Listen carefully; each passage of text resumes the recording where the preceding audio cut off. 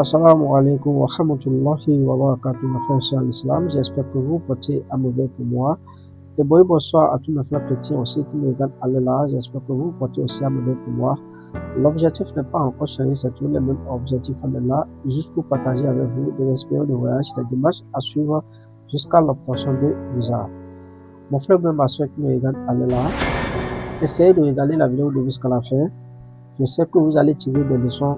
Et tous les témoignages que je partage avec vous, c'est juste pour vous faire savoir ce que vous ne savez pas. Cela n'interdit pas de continuer votre processus d'obtention de visa. C'est juste pour vous encourager aussi à encore forcer. Une fois déposer le visa, forcer encore une seconde fois, forcer aussi une troisième fois, ce qui est sûr, un jour vous aurez le visa. Donc voilà, l'objectif de cette vidéo portera sur la vie des immigrants aux États-Unis, surtout ceux qui sont là-bas et ils ont fait venir les femmes aux États-Unis.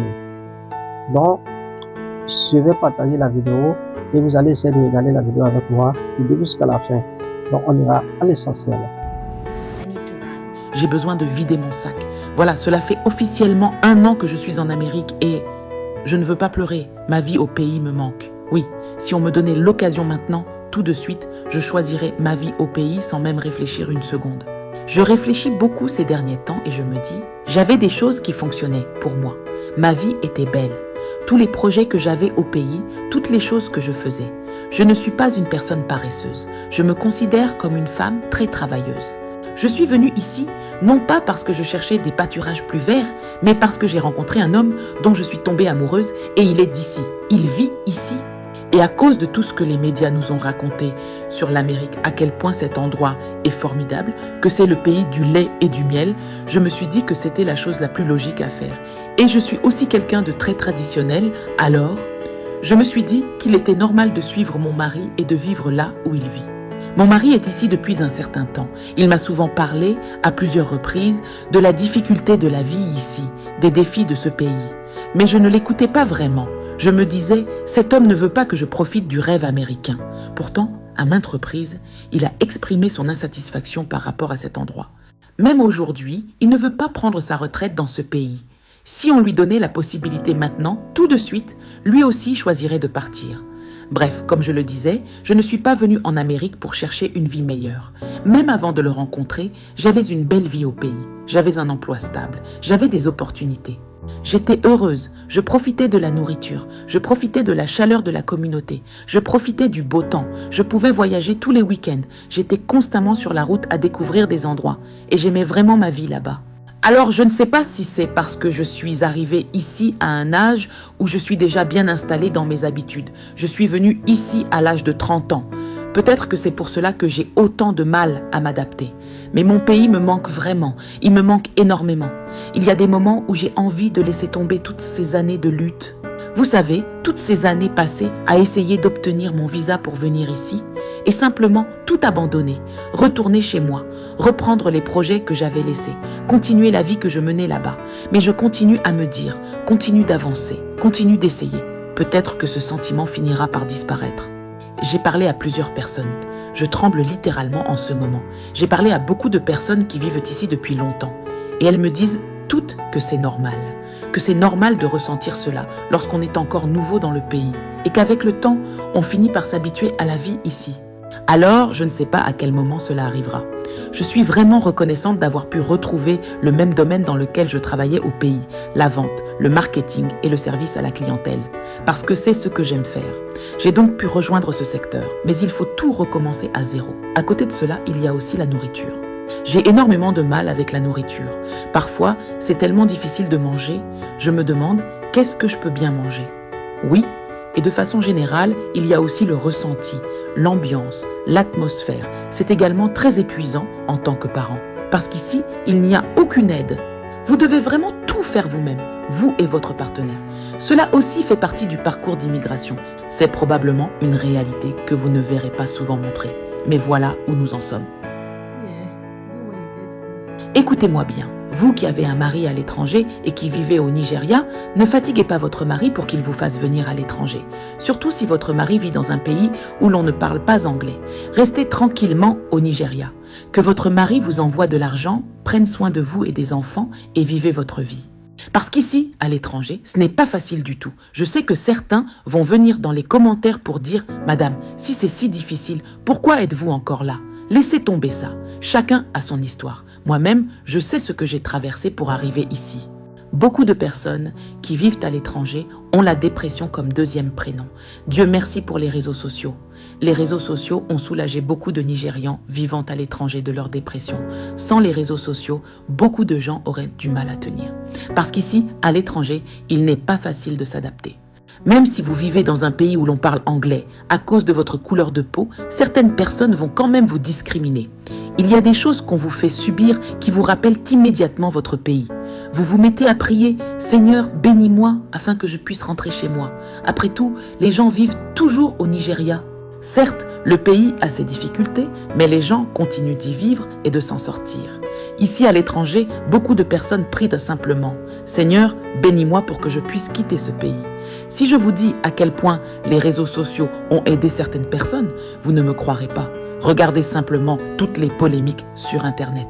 Certaines personnes crient, s'insultent, se disputent publiquement. D'autres se déshabillent ou se montrent presque nus sur les réseaux sociaux. Où vivent ces personnes? À l'étranger. Vous ne comprenez pas pourquoi elles font cela. Vivre à l'étranger n'est pas facile. Beaucoup de gens souffrent de problèmes psychologiques, de dépression et de solitude. Ici, j'ai découvert quelque chose d'étrange. Quand quelqu'un fête ses 30 ans, 40 ans ou 50 ans au Nigeria, c'est souvent un grand événement. On loue une salle, on invite la famille et les amis, on prépare beaucoup de nourriture. Mais ici, à l'étranger, si vous êtes marié, votre anniversaire se résume souvent à vous, votre conjoint et vos enfants à la maison. Vous achetez un gâteau, vos enfants chantent « Joyeux anniversaire maman » ou « Joyeux anniversaire papa ». Puis c'est terminé. Aujourd'hui, grâce aux réseaux sociaux, les gens publient simplement une belle photo avec « Joyeux anniversaire à moi-même ». Et c'est tout. Ici, il n'y a pas vraiment de vie sociale. On travaille sans arrêt. On n'a du temps pour personne. À l'étranger, il est très difficile de se faire de vrais amis. Une fois mariés et avec des enfants, vos seuls véritables amis deviennent souvent votre conjoint et vos enfants. Les anniversaires se passent à la maison, en famille. C'est tout. La solitude est énorme, surtout dans les pays où l'on ne parle pas votre langue. Même dans ceux où l'on parle votre langue, certaines situations vous font baisser la tête et vous demander « Mon Dieu, qu'est-ce que je suis venu chercher ici ?» À l'étranger, les gens vivent chacun de leur côté. Quand vous croisez quelqu'un dans la rue, « Bonjour ma sœur », vous répondez « Bonjour », puis chacun continue son chemin. Qui vient chez vous? Qui vous invite chez lui? Quelle vie sociale y a-t-il vraiment en Europe? À quelle fête allez-vous? À quels anniversaires participez-vous? Vous quittez la maison à 6 heures du matin. Vous rentrez parfois à 18 heures, 20 heures ou plus tard.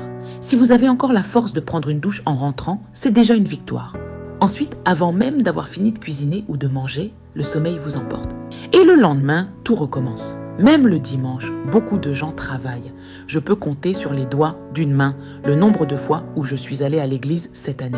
L'année dernière, je n'y suis pratiquement jamais allée parce qu'on n'a pas le temps. Le dimanche est souvent consacré au travail.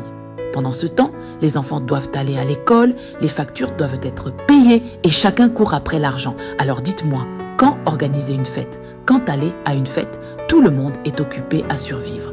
Et puis, quel travail pouvez-vous obtenir si vous ne parlez pas la langue du pays? La solitude est réelle. Au Nigeria, quand j'étais plus jeune, après les cours, je pouvais rendre visite à une amie, à ma grand-mère, à ma mère, à un cousin ou à un frère. Pour quelques naira seulement, je pouvais voyager et passer le week-end avec ma famille. Mais ici, en Europe, chez qui allez-vous? Quel cousin? Quelle grand-mère? Quelle mère? Vous êtes seul dans votre maison. C'est pourquoi je remercie Dieu pour les réseaux sociaux. Les réseaux sociaux permettent à beaucoup de gens de relâcher la pression.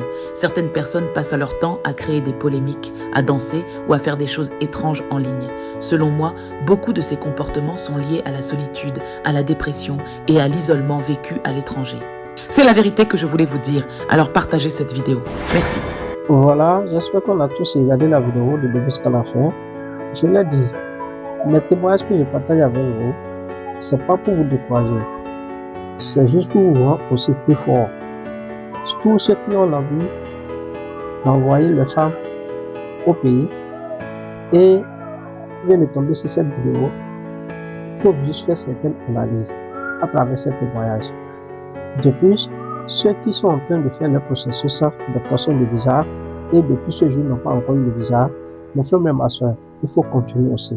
Si tu as un souci par rapport à tes démarches à suivre jusqu'à l'obtention du visa, sur les papiers, sur les conseils aussi, n'hésitez même pas une seconde à m'écrire sur mon numéro WhatsApp pour avoir plus d'informations. Donc voilà, je vais arrêter la vidéo sur ce point. Assalamu alaikum wa rahmatullahi wa barakatuh. Mes frères et sœurs en islam, et bonsoir à tous mes frères chrétiens aussi. Et à la prochaine pour les autres vidéos.